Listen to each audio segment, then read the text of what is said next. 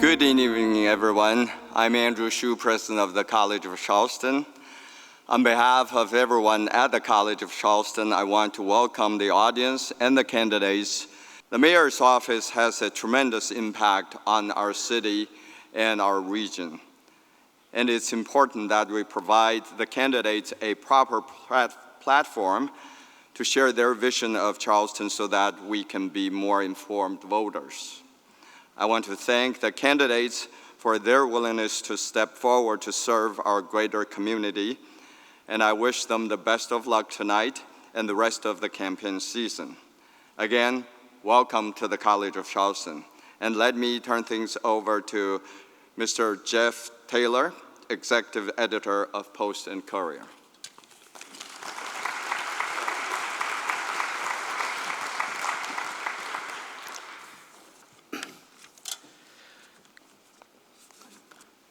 Good evening, everyone.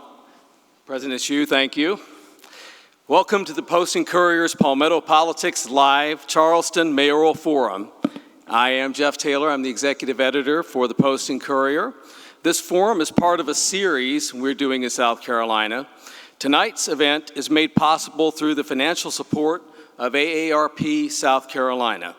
It's my pleasure to introduce Charmaine Fuller Cooper, the State Director of AARP South Carolina, to offer a few remarks.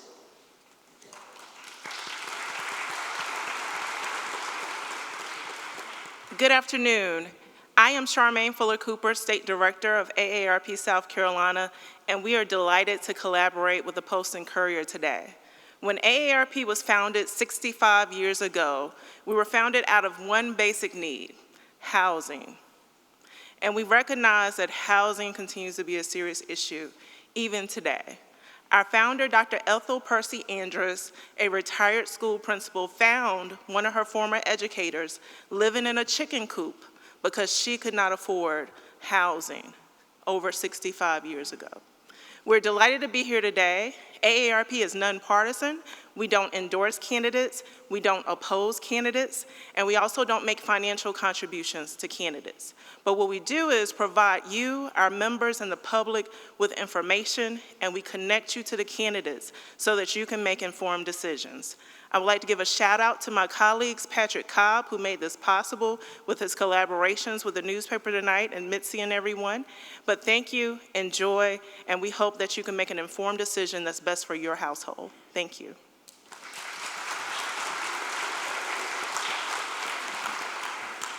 Thank you so much, Charmaine. We also want to thank the Sotilli Theater and the College of Charleston for providing this space and forum. The 6 candidates appearing tonight are, in alphabetical order, William Cogswell, Mika Gadsden, Debra Gammons, Clay Middleton, Peter Shahid, and current Mayor John Tecklenburg. Now, let me introduce you to the 2 excellent Post and Courier journalists who will be asking questions tonight. They are Skylar Kropp, our politics editor, and Caitlin Bird, our senior politics reporter. Thank you, Skylar and Caitlin.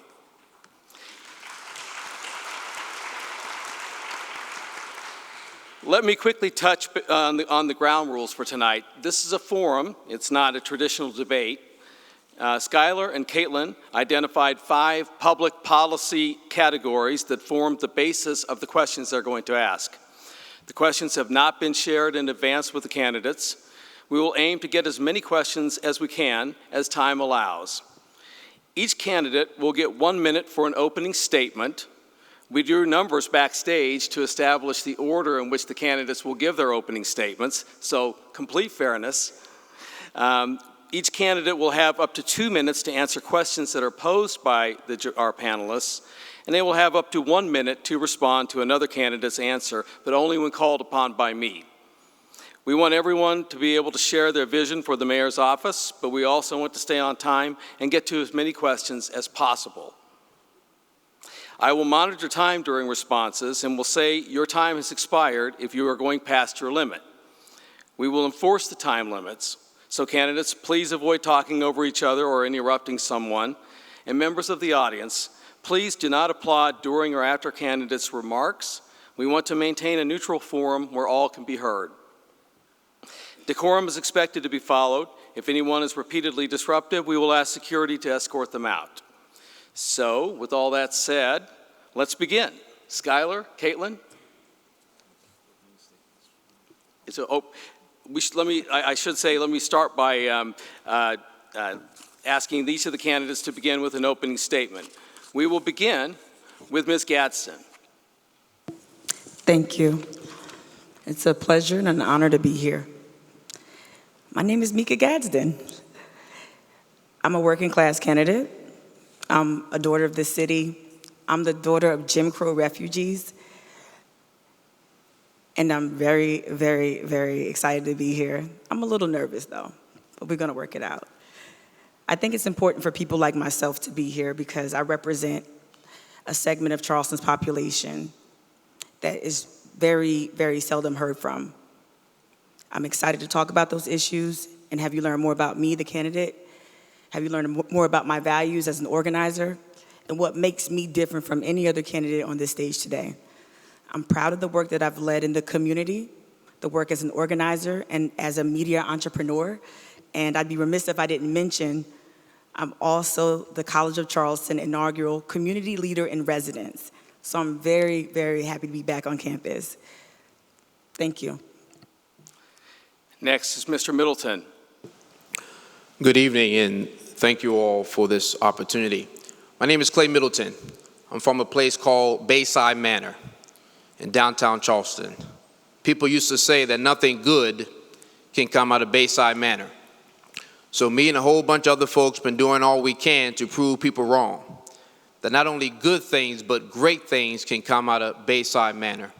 Graduated from Burke and the Citadel. My wife and I, we live in West Ashley now, where we are raising our 2 young boys. And this race is, like any election, is about the future. And I just think that we have an absence of strong, bold servant leadership in City Hall and a shared vision to move our community forward. When I joined the military 23 years ago, I make this promise that I would not leave any community, neighborhood, or resident behind.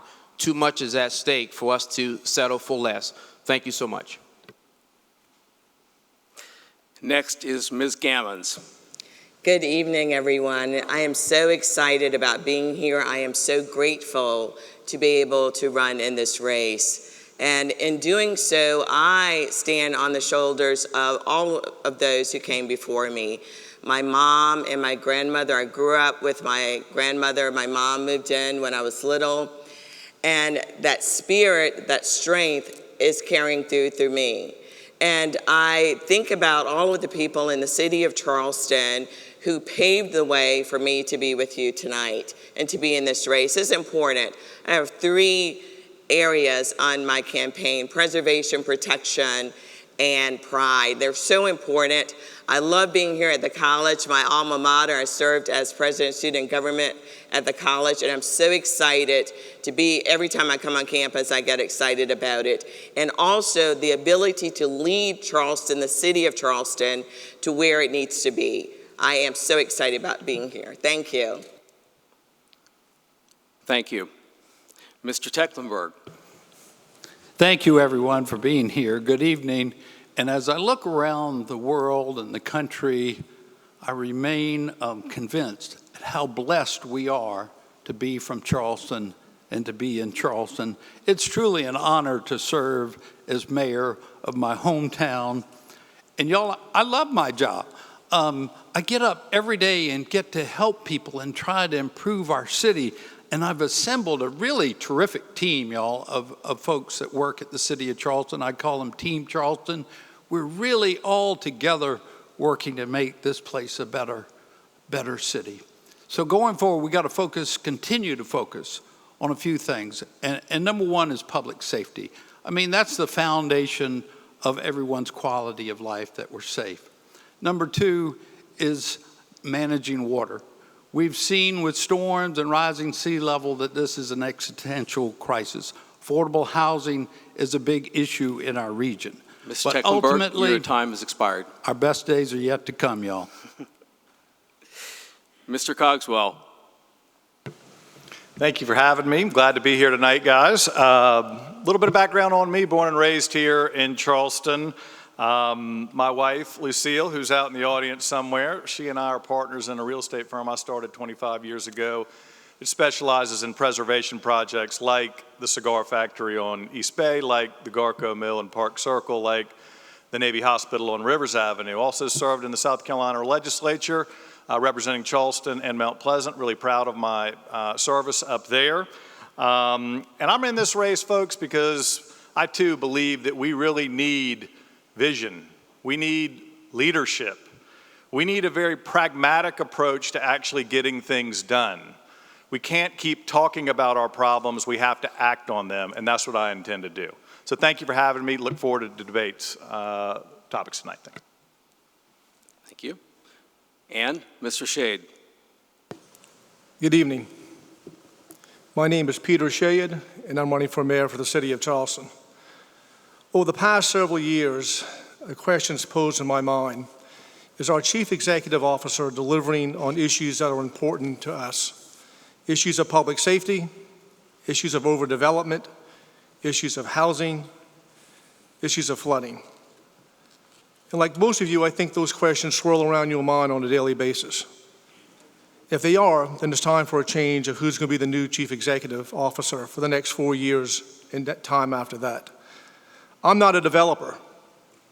I've stood up to developers to protect our neighborhoods. I'm a former federal prosecutor. I understand what it takes to make our streets safe. This election is going to be decided upon who you trust the most to address those issues and those who've got the experience. Folks, it's time for us to rethink Charleston. Thank you. Thank you. And now, Skylar and Caitlin, begin with the questions. Good evening. This is a question for everybody, so we're going to go in order. I'd like to start with Ms. Gadsden, and we'll go down the line. What would the priorities be in your administration when it comes to addressing public safety? And please be specific on what your answer is. Thank you for the question. When it comes to public safety, which is an issue that I've heard a lot about on the campaign trail as I canvass and knock doors around Charleston, it's a top priority for everyone. But the priorities might look different depending on the neighborhood you are in. I will say this: the discourse around public safety needs to be broadened here in Charleston so that we talk more about reinvestment. I do believe that our city and our current leadership is very committed to public safety here, specifically with regard to law enforcement. But we can think about public safety in other ways. Currently, the city spends $381 per person on law enforcement. And to me, that sounds like a generous amount. And I think we've seen dividends from that. We've seen a decrease in crime, 10% from 2021 down to 2022. So we're seeing that dividend. However, when you compare what we spend on policing versus what we spend on youth services, it's a paltry $1.09 per resident. Those are our priorities. When we think about public safety, specifically, it looks like reinvesting in our communities.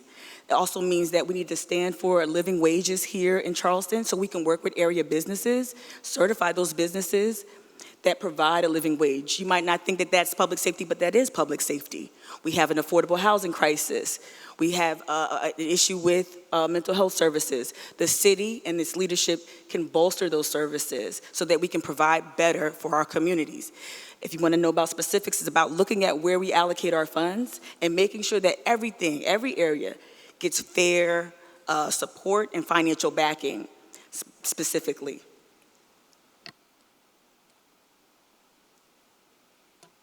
Go ahead, Councilman Shahid. Thank you. So public safety is the #1 responsibility of any municipal government. I've served on the Public Safety Committee. I've been chair of that for several years. We have a responsibility to make sure that our homes and our businesses are safe.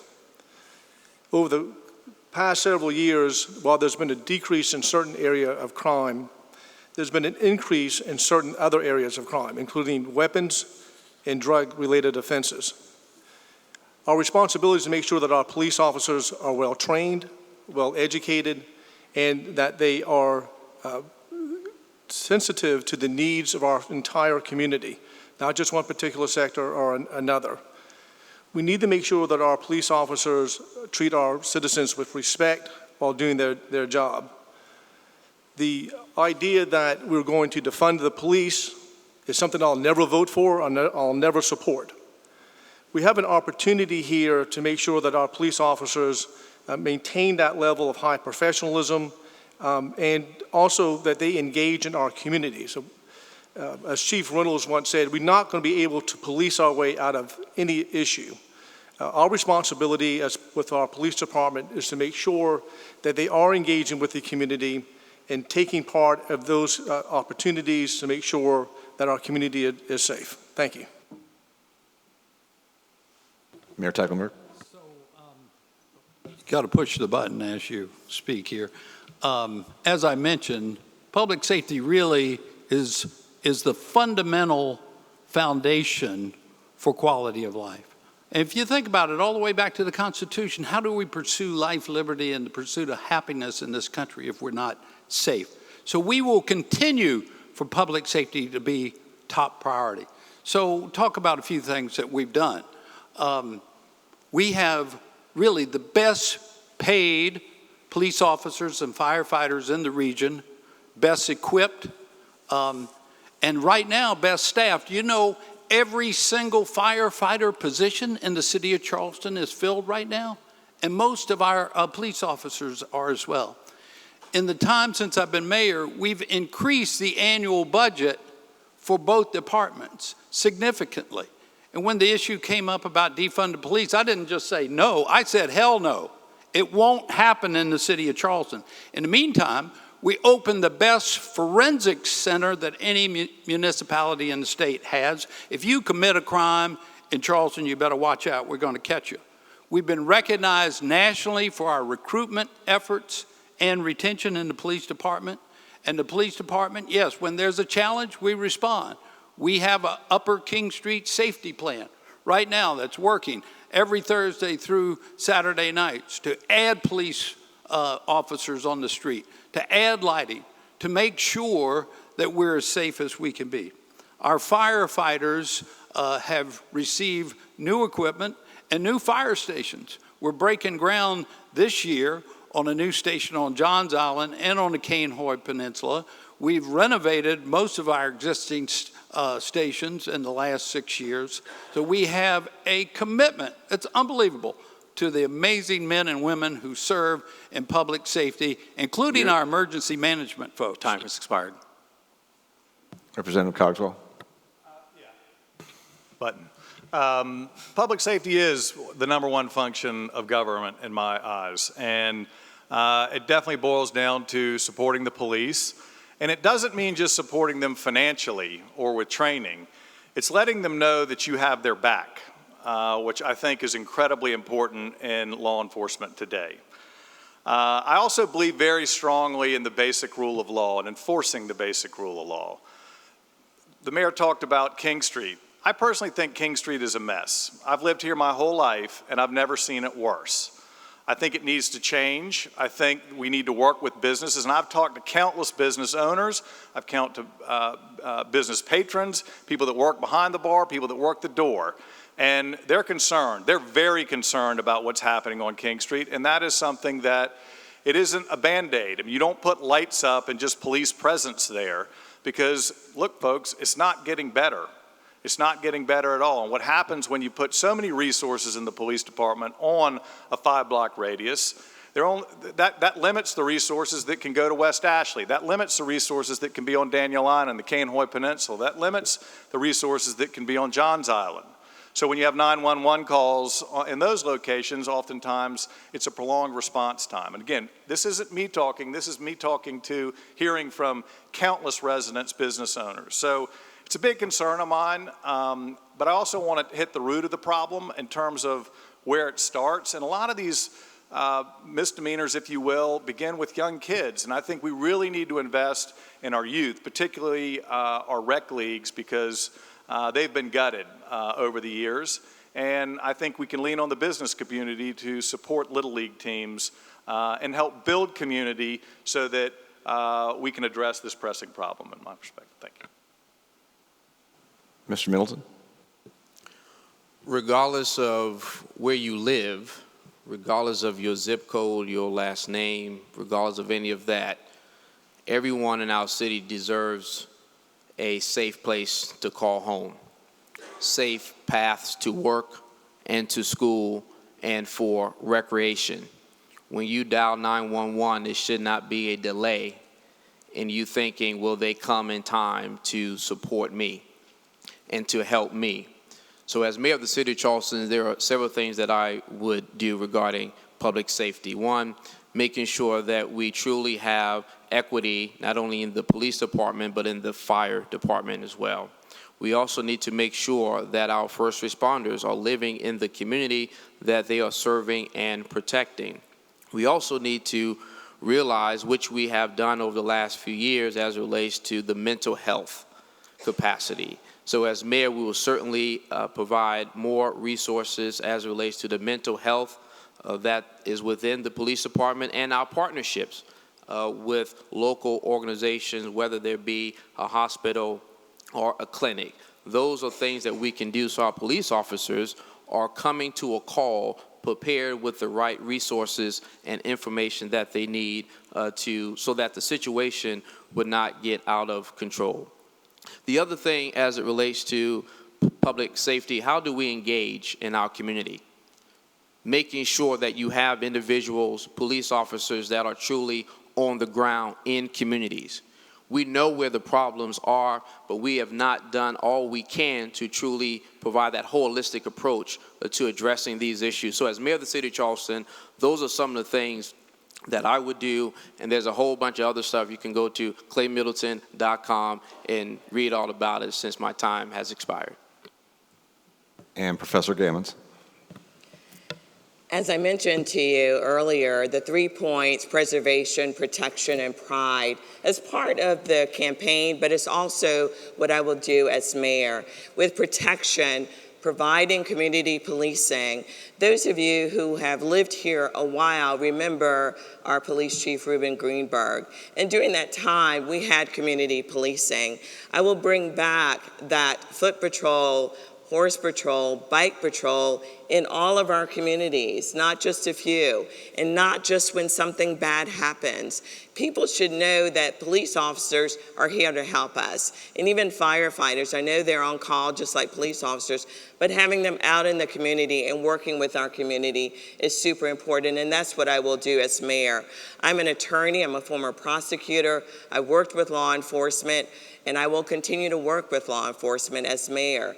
And in doing so, looking at who we have in law enforcement for this protection and safety, making sure we have diversity and inclusion, and incorporating that in all of the city is super important when the community sees people and know that this is law enforcement and they're able to see someone who looks like they look and someone who speaks that language, incorporating more Spanish speakers in our law enforcement. And this inclusion, and I even spoke with Chief Reynolds, God bless his soul, about that, about increasing foot patrol and bike patrol, and he was for that. So that's what I will do as mayor, having all of these police officers in all of these areas at all times is super important for our protection and for your protection. As mayor, I will be working for you.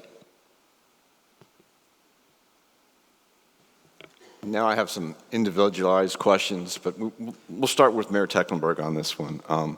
I was trying to do a 1 minute response. The subject area is going to continue on public safety right now, so I would ask that you use your time to address anything that you wanted to address about other candidates. Thank you, sir.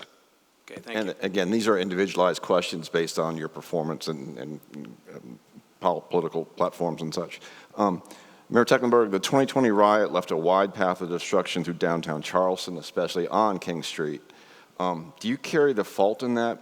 What did you learn for it? And what do you say now to the merchants as Election Day is approaching? Well, thank you for the question. And y'all, I'm thankful that on that night of May 30th, 2020, that there was no one hospitalized or killed.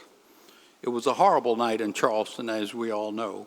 And thousands of people gathered that morning, and it was part of a national agenda of cities and even around the world in the reaction to the terrible murder of George Floyd. But that night, after protests, mayhem broke loose in our city, and yes, folks were terrified, and there was property damaged. Officers were attacked. Many fires were set. Chief Reynolds had just been with us, y'all, for about a year and a half. He had come to us from the D.C. metro area, so he had experience with civil unrest, and he had the strategy of protecting the whole city. Initially, while garnering more troops from other jurisdictions, he sent officers out to protect our own firefighters. You know, we had 44 fires that night, and he sent officers to protect them. And they fought that night, our firefighters and our police officers. They put their lives at risk. Yes, there were lessons learned. And even the next night, you saw a different result, and you've seen that ever since with every civil protest that has been organized in the city. We realized we had a after-action review and realized better communications and protocol, in fact, were needed. It has also helped lead to that Upper King Street safety plan. It was a horrific night, no loss of life, but the buck stops here. And I supported Chief Reynolds. I supported our police officers.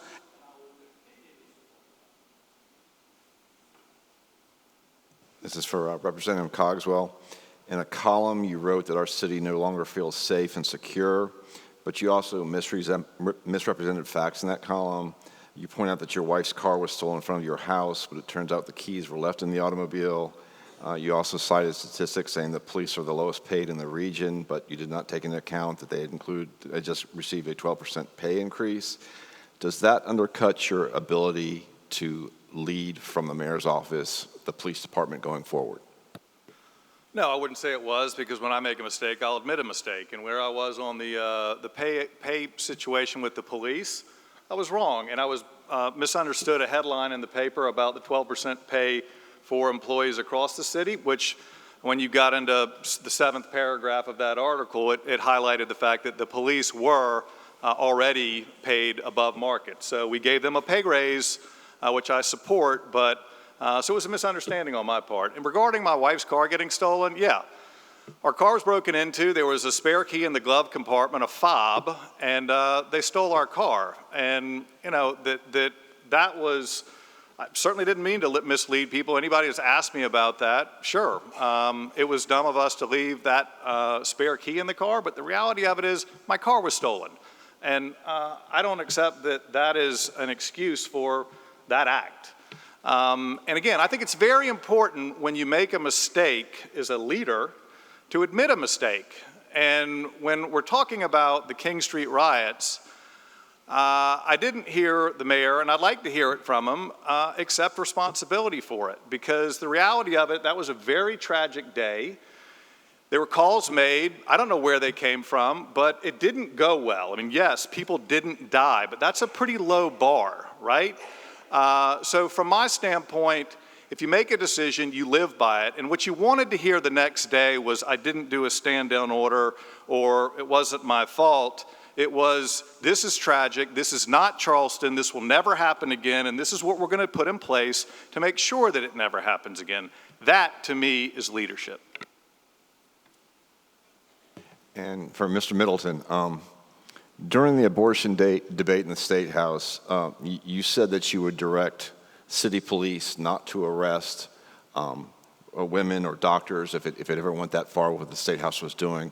My question for you is, what other laws would you ask the police department to ignore if you were put in the mayor's office? Well, as mayor of the city of Charleston, what I was talking about then was regarding if I am pro-choice.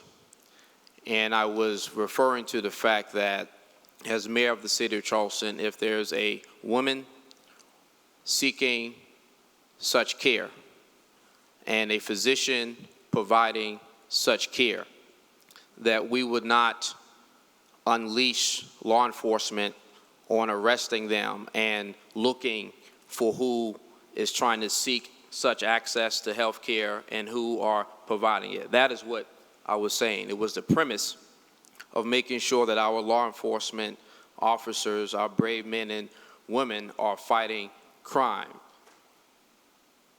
deadly crime, that they are in the streets protecting communities, protecting individuals, protecting businesses. That is what I was referring to when I made that statement.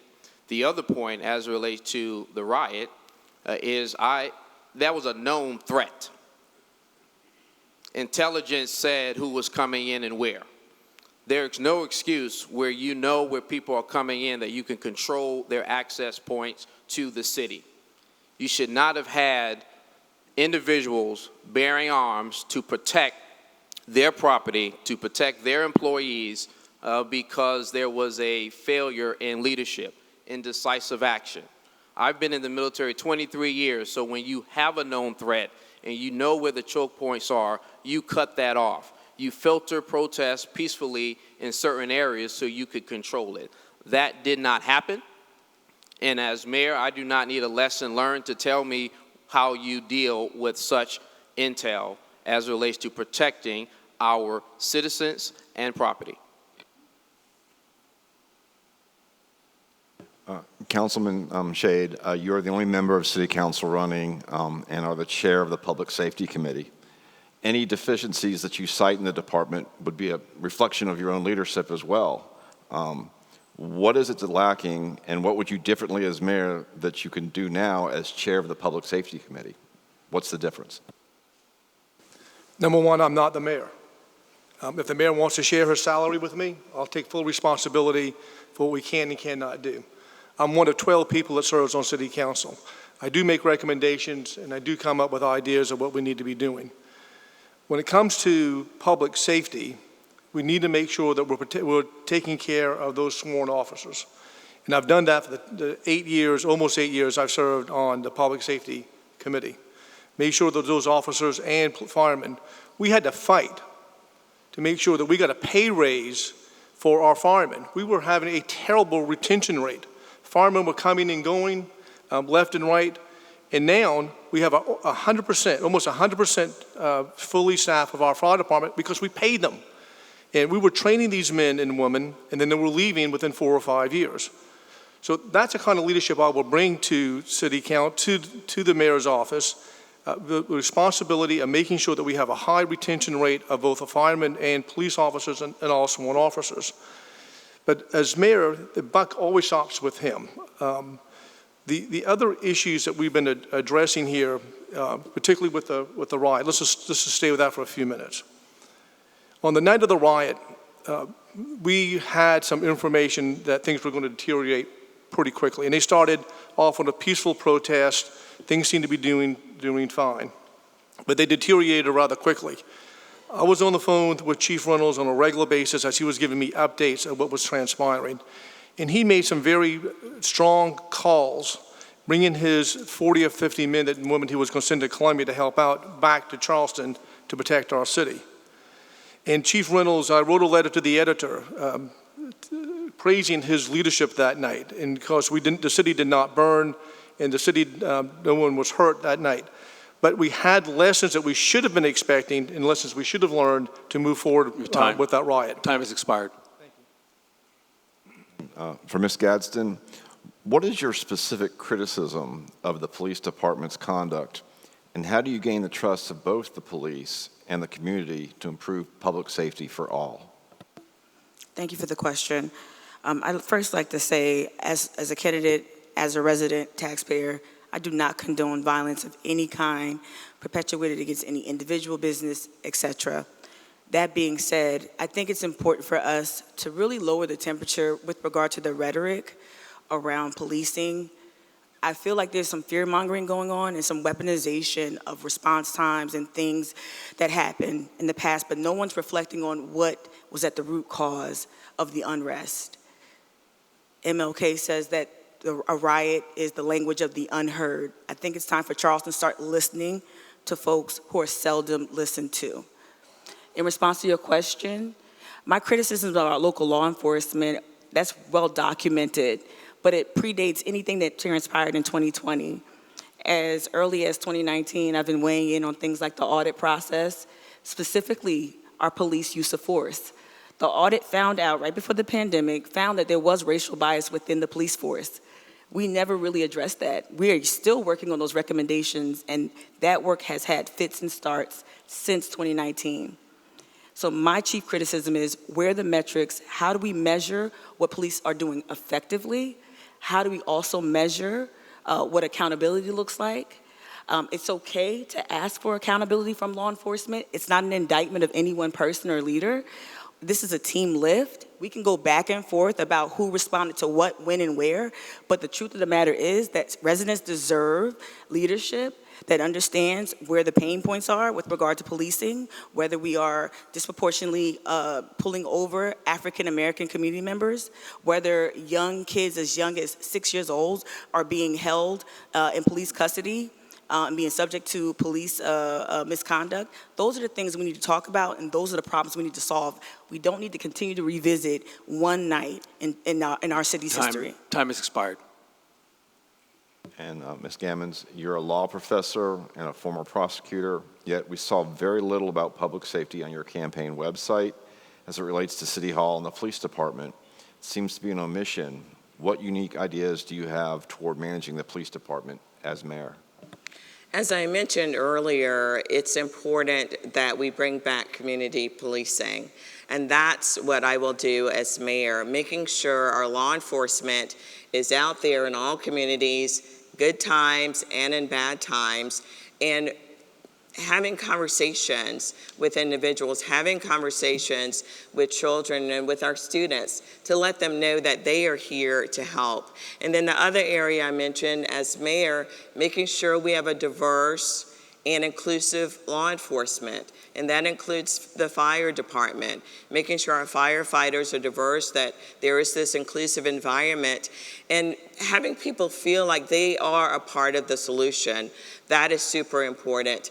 And what was mentioned earlier about this study that was done, it does appear that within the city limits, and I think it was particularly downtown, that more brown and black people have been arrested than those who are non-brown or black. So looking at what is happening is, again, necessary to do that, to take a look at who we are as law enforcement, what do we want to do, and to provide safety for everyone. In working with police officers, I always tell them, think that you are arresting your mom or your grandmother. How would you want her to be treated? So treat that person like you are treating, or like you would like your mom or your grandmother to be treated.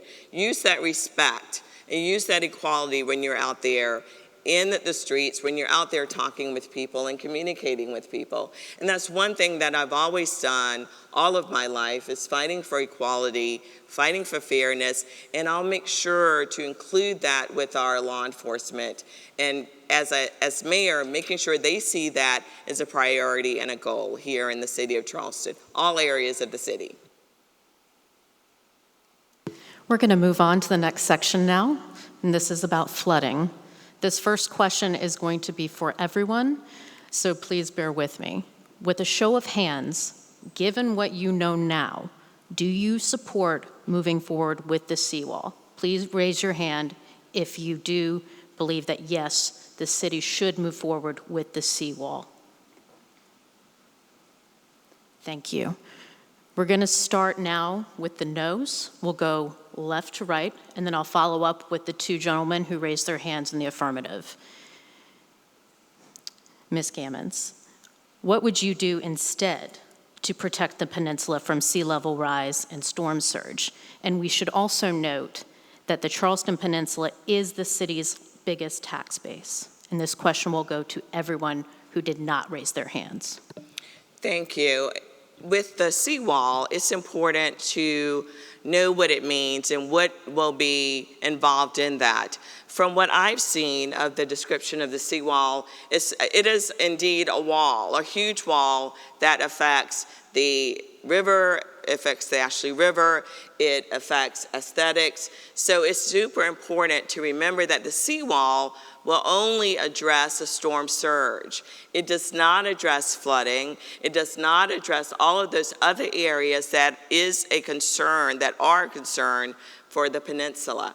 So it's important when we think about that, what are some other ideas that are necessary in order to deal with flooding? We know that the peninsula is below sea level. We know that the ocean levels are rising. So what can we do as a city? As the mayor, I will reach out to all of you. I'm a strong proponent of inviting people to the table and sitting and listening. And it's time for that, to get ideas from everyone. As I stated earlier, as mayor, I work for you. I'm not working for Debra Gammons. I work for you. I want to hear from everyone. What are your ideas? We have innovation. We have intelligent people out here in this audience. We have intelligent people at the college, the Citadel, all of these different areas that we have. So bring them to the table. What can we do? It's not just about the storm surge, but what can we do in order to protect our city from this flooding, from the water damage, and along with preservation. When we're doing that, when we're looking at flooding, how do we preserve the nature and the quality of our downtown area? So those are one reasons, or that's one reason where at this point, I am not supporting the seawall, because it's only addressing one issue, and there is no thought about how it can be utilized in a visual place that preserves our history and our beauty. Mr. Cogswell, same question. Yeah, I do not support the seawall because it really only protects the peninsula, which granted is the largest tax base, and I certainly respect that and appreciate that, and I live downtown, so I can acknowledge that from a residency perspective. But the reality of it is, as Mrs. Gammons pointed out, designed to withstand a 15-foot tidal surge as the Corps' scope is currently outlined. And that does nothing to protect West Ashley, James Island, Daniel Island. And I think that's a major problem. I think what we really need to address, and I am an advocate, I'm a believer that sea level rise is a threat to the long-term success of our city. But sea level rise is 15 inches, not 15 feet. And what I would propose to do is, instead of wasting time and $40 million in 4 years on a study to figure out what we may or may not build, I want to focus on the here and now. And I want to build, in essence, an extension of the battery, again, not 15 feet tall, but about 5 feet tall, that wraps the peninsula from UG to UG on the Ashley, UG to, on the Cooper. And then focus on getting flooding under control in the Church Creek Drainage Basin, on James Island, on Johns Island. Figure out the daytime flooding across the city and not through another plan. I want to see backhoes moving. I want to see progress being made. You will not see any more studies in terms of addressing issues that we know exist. We know where it floods. It's time to be very proactive on this, and that's what I would intend to do. Thank you. Councilman Shahid. Thank you. I've been addressing this issue for the past 7+ years since I've been on city council. Once I was elected, I realized that we had a problem with our city government. The department that was responsible for addressing flooding issues was also part of the department that handled rodent control, fleet management, sidewalks, garbage pickup, public works and utilities. And I introduced an ordinance to split the responsibilities of flooding stormwater management into a separate department, and we did that. My district has several flooding issues. We deal with it on a regular basis. Water coming into people's living rooms, garages, bedrooms, because of poor management that was not exercised properly for the past several years. Our recent report that we received from our own consultants identified 200 projects that needed to be addressed for flooding issues alone throughout the whole city area. Think about the cost of doing that. Certainly, we do need some type of storm surge protector for the entire city, and particularly for the peninsula. But as has been stated before, a storm surge is just that. It's something dealing with a storm surge, not with rain, not with wind, but just with a storm. We have to address our everyday issues dealing with flooding problems throughout the area. The current cost for the city share, the current cost from the city share is $300 million. And we know from prior experience that type of construction is going to go up rapidly over every year and every decade. So let's put our priorities for our citizens and what is addressing them throughout West Ashley, on James Island, Johns Island, and Daniel Island, as well as what's going on the peninsula. And we need to be addressing those immediate areas and immediate concerns first. Thank you. Ms. Gadsden.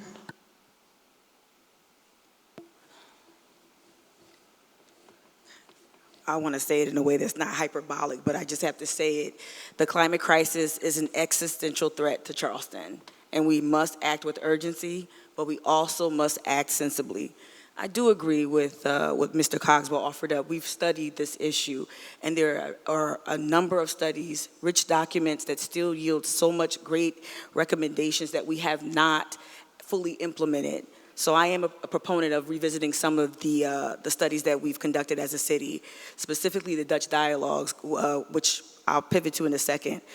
But the thing that I'm not hearing from anyone tonight is that we need to invest in green infrastructure versus gray infrastructure.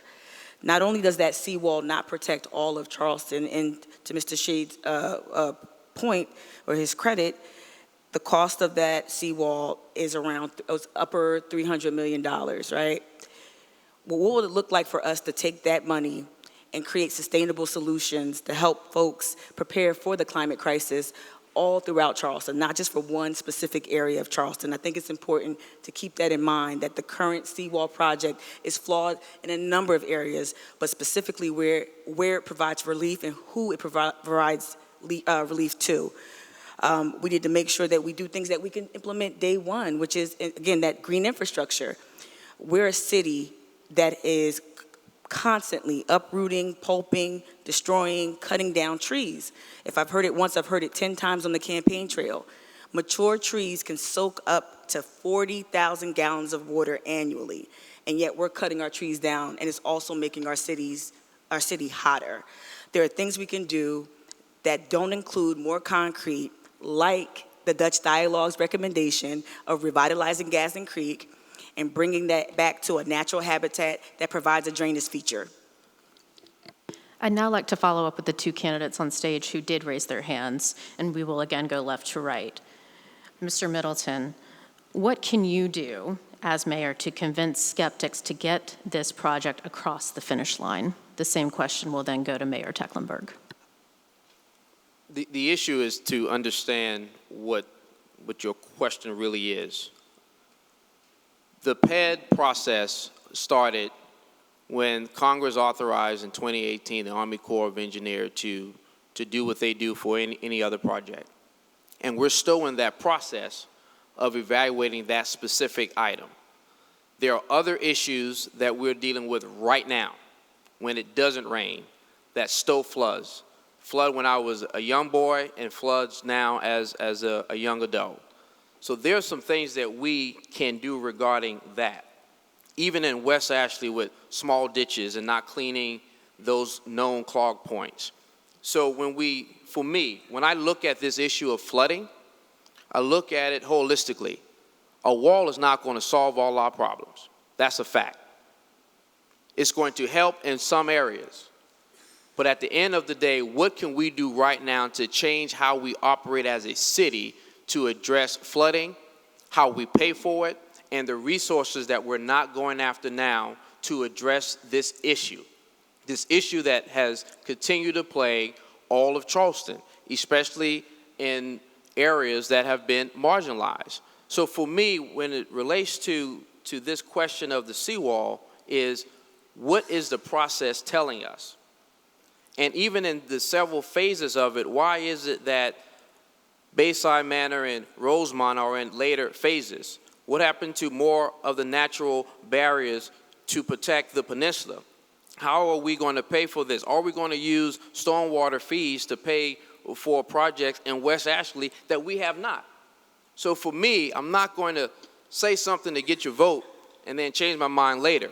It's really to explain that it's not a either or. there's a holistic approach we have to take in order to address this and a whole bunch of other issues that we're facing right now in the city of Charleston. Mayor Tecklenburg, same question. We have a lot of education to do, folks. And Caitlin, if respectfully, the question was a little ahead of itself because we are not at a point to even approve a seawall yet. What has occurred is the Corps of Engineers has completed a feasibility study that concluded that it would be a great investment of the federal government to help protect the perimeter of the peninsula of Charleston. And I view that as a great thing because the expense of protecting our city, we need their financial support. They'll pay up to 65%. In essence, they authorized us to have the opportunity for $850 million of federal funding to help pay for this project. Now, we got to design it. There's no wall to approve yet. We've got to go through the engineering and design phase. We just got the proposed agreement from the Corps last week. I hadn't even brought it to City Council yet. It'll be going there soon. At this point, in my view, it would be irresponsible not to at least try to have a project that protects our city. And yes, we wrote the Corps months ago and we told them we will not proceed as a city unless we have assurance that other flood risks will be addressed, not just storm surge, but tidal, sea level rise, and stormwater. They can all be addressed in one project and utilize federal funding to help us solve a big problem for our city's future. Now, in the meantime, next week, the Corps will be announcing with the city yet another feasibility effort, not just for the peninsula, but for the whole city, for tidal and stormwater for the entire city of Charleston. That, again, folks, gives us the opportunity for the federal government to help us pay for these expensive projects. By the way, since I've been mayor, we've completed or engaged in over 50 stormwater projects totaling over $100 million. Time has There's expired. a lot of We're going to move forward to another important policy area now, which is quality of life and housing. Let's start with Mr. Middleton. You, as you stated in your introduction, you are a proud West Ashley resident, and you know that the city is larger than the downtown peninsula. What can you do, if elected mayor, to overcome the perception that Charleston's suburbs are secondary to the interest of downtown?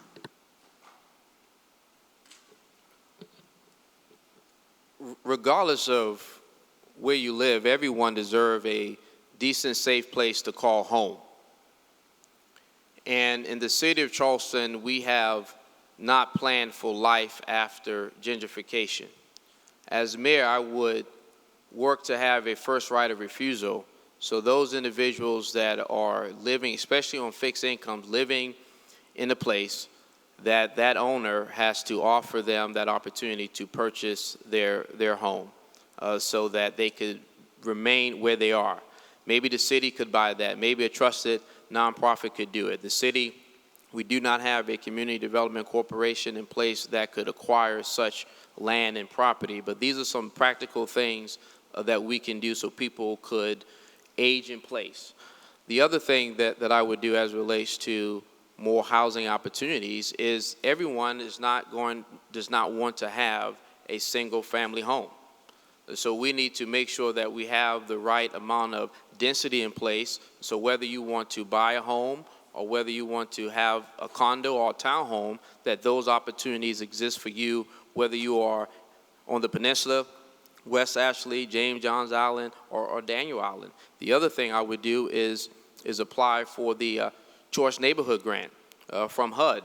Right now, other cities, we have not applied for this. It's $50 million to implement a plan as it relates to providing mixed-use housing in blighted neighborhoods. This provides a wraparound services that we do not have for grocery stores, for transportation, and for people to live closer to where they work.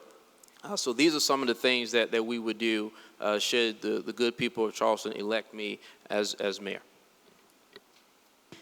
Councilman Shahid, you have criticized the mayor's lack of leadership on the redevelopment of West Ashley. As the appointed chairman and also the founder of the West Ashley Revitalization Committee, what responsibility do you bear? Thank you. Yes, I helped create the West Ashley Revitalization Commission. When I ran back in 2015 for City Council, my theme was that West Ashley has been neglected and ignored. We were able to successfully engage in a process with our citizens and our community on preparing a study on how to revitalize West Ashley. It's called Plan West Ashley. We're one of the largest and most intensive engagement of citizens at any one time within the city of how to address revitalizing West Ashley.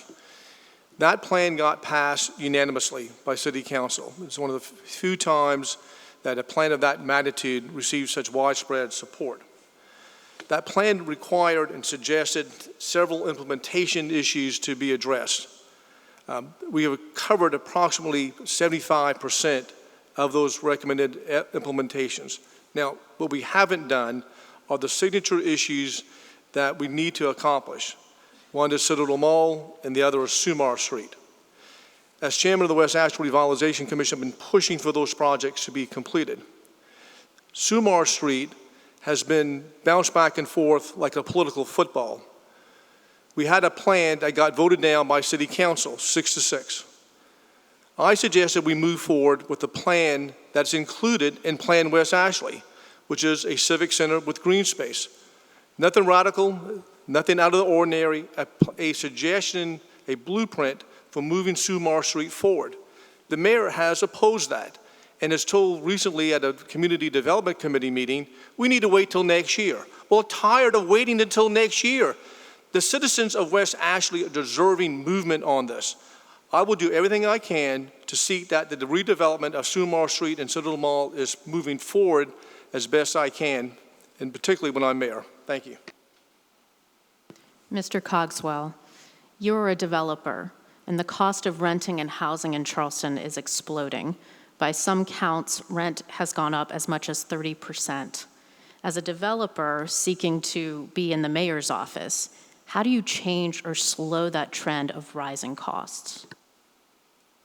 Again, I like to refer to myself as a preservationist, but, semantics, I guess. Look, growth, affordability is a crisis that we're faced with. It's a world I know very, very well. And how you address affordability is not a simple subject. But a few of the things that I would start with, one, we need a regional housing authority. Affordable housing and affordability is not a Charleston alone issue. It is a tri-county, a regional problem. And the city has a housing authority. The city has its own housing department. North Charleston has a housing authority. The county has a housing authority. They all compete for the same funds. It's incredibly dysfunctional. And what you're seeing is the result of that. I mean, basically, this major issue that we have as a region, we've only delivered 509 affordable housing units per the city's website in the past 8 years. That's less than 3% of the defined need. That is not going to cut it. So a regional housing authority, I think, is critical. I also think you need to work on the state's low-income housing tax credit to attract more national developers that do affordable housing to come into our region because they skip over South Carolina because of that. And you can't get that just from Charleston. You need to go to Knox White and Greenville. You need to go to John Rickman in Columbia and get their delegation members to sign on to legislation to change that. And so the last point I'll make, and this is echoing something that Clay pointed out, but I think a lot more pragmatic and practical, is you need to allow people to stay where they are and not be priced out. What we're having in Charleston is the rising tide is not lifting all boats. So what I would propose, if you've been in your house as an owner-occupant for more than 25 years, you would have a property tax cap until the deed changes so that people are not priced out of their homes. Thank you. Ms. Gadsden, you've identified yourself as the only renter in this race.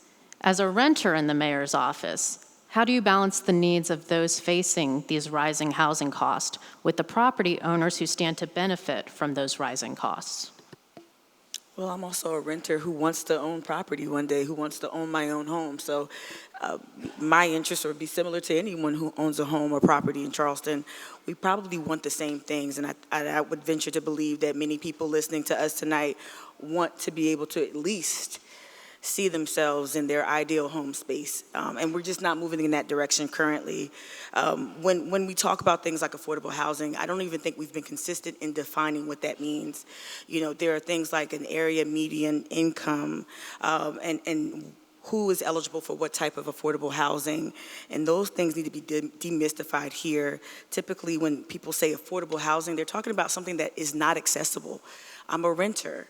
My rent went up $400 last year, and even when I contemplated purchasing a home, I knew that I didn't meet the requirements for affordable housing in Charleston.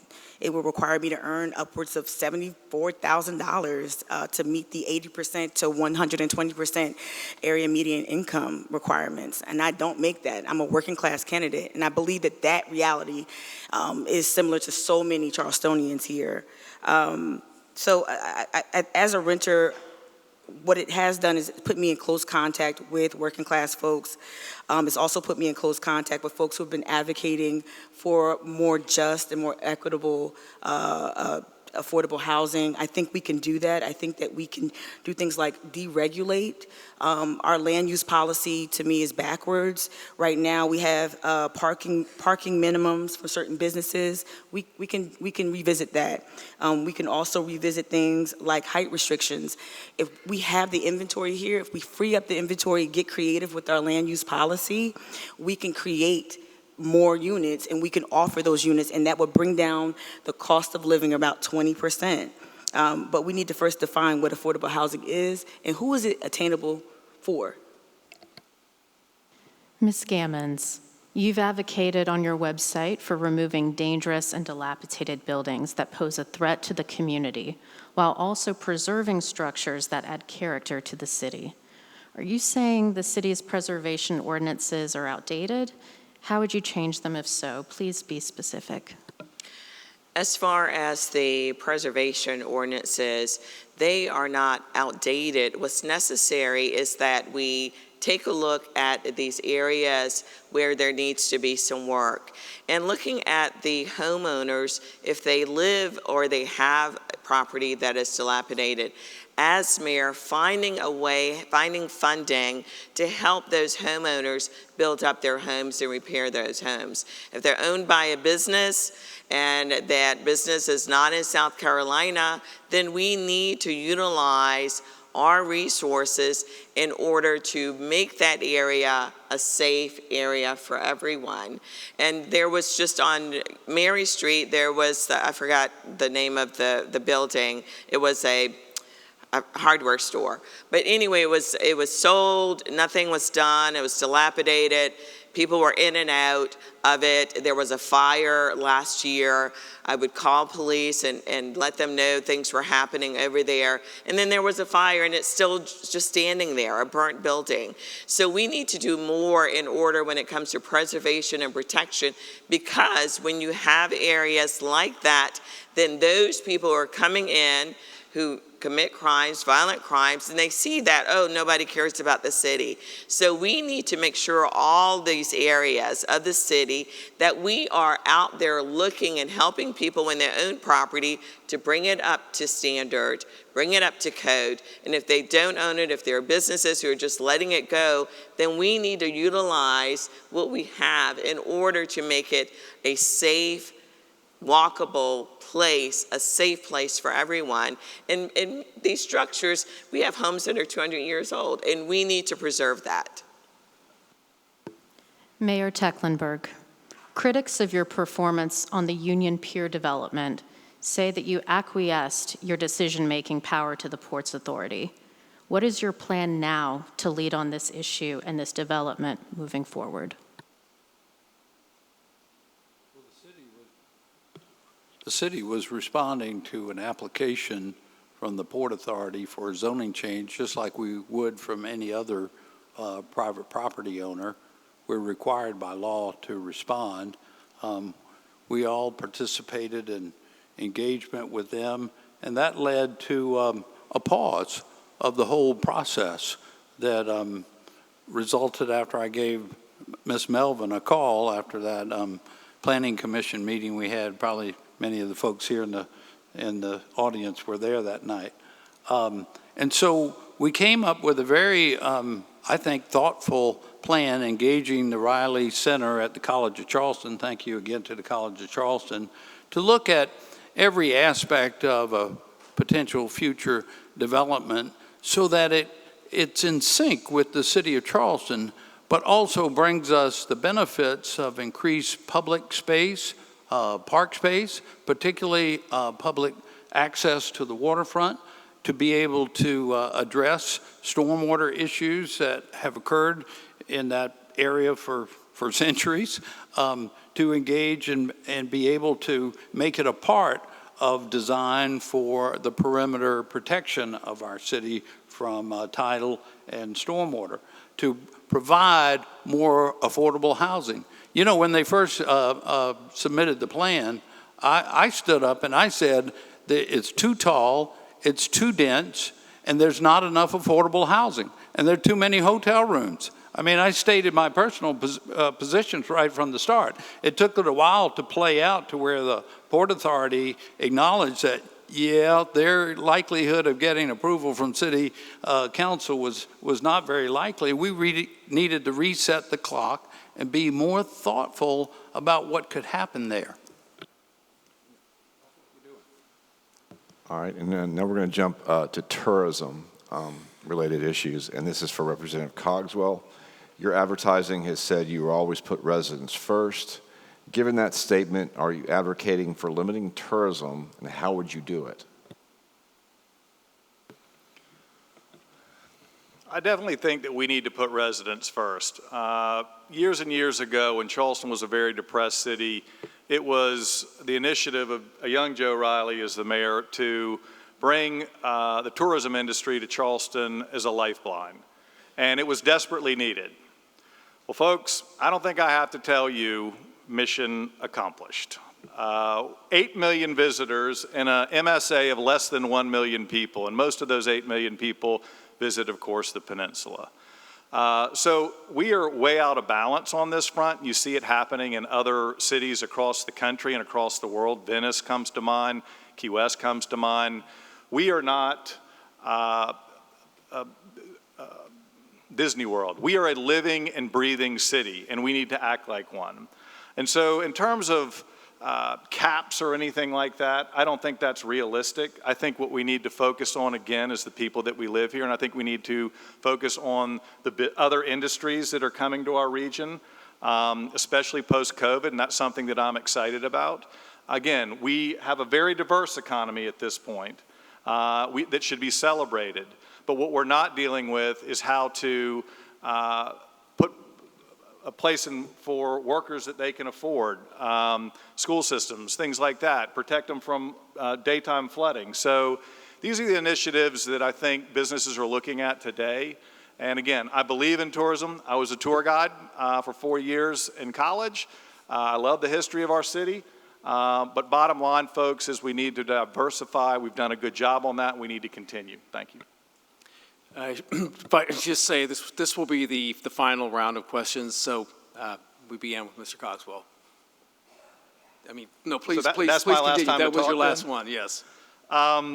Sure, folks. I'm sorry. Just what I was trying to say is this is the final round of questioning. I just didn't get a chance to say that before the question was asked of you.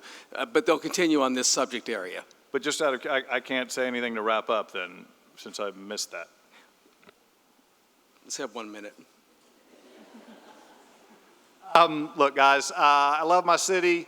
I think you all here that are out in the audience love your city too. I think we need, what I say is what happens in the next 5 to 10 years is really going to define the trajectory of our city and our region over the next 100, and we can't afford 4 more years of the same. We need some leadership, we need vision, we need somebody that's going to be very proactive and actually get things done. And I think that I have the experience and track record to be just that. So I would certainly be honored to have your vote. And since I'm limited on my time, I'll wrap it up there. And thank you all for having me. And thank you all for coming out tonight. Thank you. Mayor Tecklenburg. Let's hold off, please. Mayor Tecklenburg, let's go back to the tourism question. Are you satisfied with the city's tourism program now? Are we too popular? And is there a way that you see limiting the number of people coming here in some fashion, and how would you do it if so? So it is an important leg of our economic stool, so to speak, but it is a balancing act, y'all. It's a balancing act. There are benefits. I mean, we enjoy a lot of restaurants out there, right, that I don't think we would have unless we had visitors. But we need to manage the everyday quality of life issues. We certainly have worked to do that with the last tourism plan that came out about the time I first was elected, and look at everything from carriage zones to even the way we, using technology, quickly clean up after the horses. So there's always a balancing act with managing tourism in Charleston. I mean, the state legislature, William, kind of has it in a box that a certain percentage of our hospitality tax goes back to advertise, you know, for more tourism to come to Charleston. So, but what I really like about the tourism here is that it's quality focused, not quantity. I mean, you got more visitors coming to Myrtle Beach than you do to Charleston, believe it or not. And we focus on the quality experience, the history of Charleston. We've opened the International African American Museum to help tell a complete story of our history. We work every day to manage those quality of life issues that arise from tourism, but it needs to remain an important part of our overall economic strength. Do you know that 50,000 people in the Lowcountry are employed in the hospitality industry? It's an important industry for the Lowcountry of South Carolina and for our state. Are there inconveniences? Yes. I think as Charlestonians, we have a responsibility to tell a beautiful story and the history of our city with other folks in our country and the world. Time has expired. Professor Gammons, you live on Daniel Island, which is largely removed from the 7-day tourism hub on the peninsula. What ideas do you bring to the table that are unique in balancing tourism interests? Yes, I'm there, yet we still have issues with traffic congestion, and I'm downtown here. I teach at Charleston School of Law, and I see that, and yes, I welcome the visitors and glad that they're willing to come see us and see this beautiful town that we have. It's important that we understand that when they're coming here, that they need to pay for that. It's not just the hotel, but they need to share in the cost because they are on our streets, they're using our water, sewer system. It's all a part of that. So as mayor, we will find a way in order to have those visitors share in the cost of visiting here when we are here as residents, and we're here all of the time. And as mayor, I will listen to people. I will bring them to the table and listen to them. And I want to go out to the neighborhood association meetings and meet with people and hear your concerns and listen to you. I will do that. And then have you come to City Hall. And another thing I want to do is making sure that everybody is involved in this government. It's government of the people and for the people, and having city council member meetings at different areas, having them at some of our high schools and middle schools and all the different areas west of the Ashley, Daniel Island, James Island, Johns Island, and we're here all of the time in our beautiful City Hall at the Four Corners of Law. So I want to make sure that everybody is involved, and I will do that as mayor. That's what I've done all of my life. As I mentioned before you, I stand on the shoulders of those who have come before me, who've shared their tears, and their blood, and their sweat in order to make the city, all areas of the city, a great place to live. And I will proudly serve as your mayor. Ms. Gadsden, you've been an outspoken critic of the tourism industry at large in Charleston. What is your vision for what the experience should be like in the future? Thank you for the question. Yeah, it's well documented, my feelings, my sentiment about our tourism culture. But beyond the messaging that we tend to promote across the world about our past, what I also find troubling is the amount of resources that go toward marketing tourism. Because the money that goes towards marketing Charleston, the money that puts us perpetually at the top of these best city lists is our taxpayer dollars. We need more discretion over our taxpayer dollars so that the money that we are bringing in goes back into our communities, but specifically the workforce that bolsters our hospitality and food and bev. We don't have that right now, and to the mayor's credit, state law is what it is in terms of we don't have too much discretion over where our tourism dollars goes. But there has been recent changes to our accommodation taxation. So we have more discretion than we've had in quite a long time to put toward things like affordable housing. But we also need a leader in place that will go and maybe ride this wave of bipartisan support where we have municipalities around Charleston asking for more transparency with regard to our taxpayer dollars that go toward tourism. This is not a partisan issue. This is something that people on both sides of the aisle have said they wanted. They want more discretion. Mount Pleasant wants more say-so over where that money goes. We are hurting right now. Our workforce is not making a competitive wage. A lot of the folks who power our food and bev industries, they can't live in Charleston. They live further away and commute to work. We could have more discretion over the money. We need leadership that will lobby for more say so over our dollars, but also we need leadership that will also go to the county, who does also have the power to allocate funds a little bit more equitably, but we have to take back ownership over our taxpayer dollars from Explore Charleston. So that time has expired. Mr. Middleton, sorry. You've described yourself as a friend of the small business owner, which would include the food and beverage industry in Charleston. How do you balance their needs and continued prosperity versus the people that live near these places and see the crowds and the noise that come with it in the name of tourism? Residents and tourists can coexist. We just haven't prioritized it the right way. You have 58,000 individuals that make up the food and beverage community, the tip of the spear. Our people, our greatest assets, those that cook and clean, those that serve people that come here, and some of us as well. They should be able to live closer to where they work. They should not have to pay to park or not have to pay as much as they do to park to get to work. These are all facts, not opinions. What we have not been able to do is effectively communicate right where they are. We don't need people to come down to City Hall, go to 2 George Street. We need to go where they are. And when I worked for the city of Charleston, that is one of the things that I did when I led the Division of Business Services, is to talk to the food and beverage employees. And even on this campaign, continue to do that as well. To hear, to learn, to understand, but also to offer solutions to make sure that they could enjoy Charleston.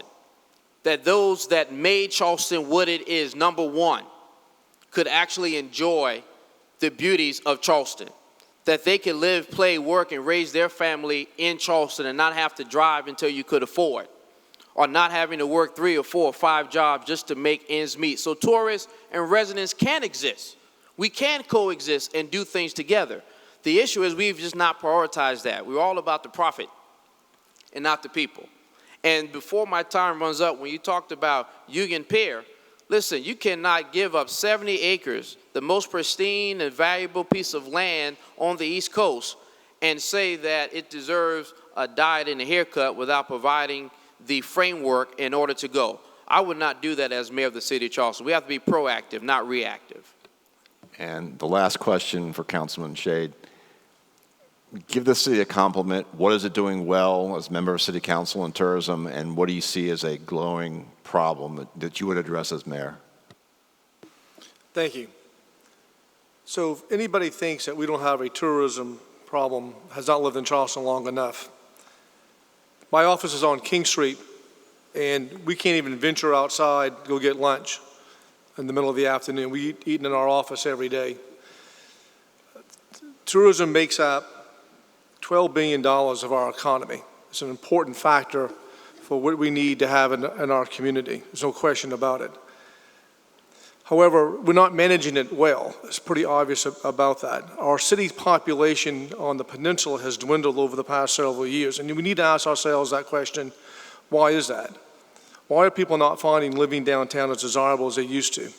Is it the cost of living? Is it the amount of tourists are here? What is the issue? The very simple question that we need to be addressing is better tourism management, and we can do that. There's very simple solutions that we have available at our fingertips to address that. One is to increase the number of officers that we have to enforce our existing ordinances dealing with tourism management. The second thing that we can do very simply is to divide the office that we have with livability and tourism management into one separate office, like we did with the stormwater department. Focus on tourism management as a #1 priority for city government to address these issues that we're experiencing over a period of time. That way we understand what the issues are, we can engage the community more, engage our residents more to have a voice as to what they see are the issues addressing with tourism management. Once we do that, I think we can find that happy balance between where we want to be with welcoming our visitors to the city, but also taking care of our residents. My theme for this campaign is Rethink Charleston. That's part of the issues that we're trying to address, trying to rethink for ourselves the opportunities that we can take care of what the city offers us. Thank you.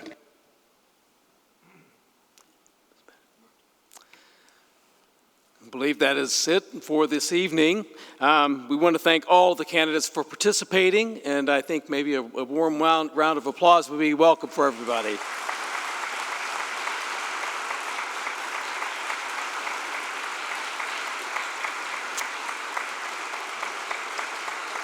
You can follow complete coverage of the politics and of tonight's forum at postandcourier.com and in the newspaper. And also please consider signing up for our Palmetto Politics newsletter, which is for subscribers. We thank you all for being here. Drive safely getting home. Everything that happens in politics is local. It affects your neighbors, it affects your streets, your beliefs, your emotions, your pocketbook. Everything is politics. I love covering South Carolina politics because there are so many characters, so many big personalities. And they're just people, and their beliefs, and their attitudes, and what they do, and it's an arena. We have some great people on our team that have just a really deep breadth of institutional knowledge about the state and about the politics that are at play. We know the politicians.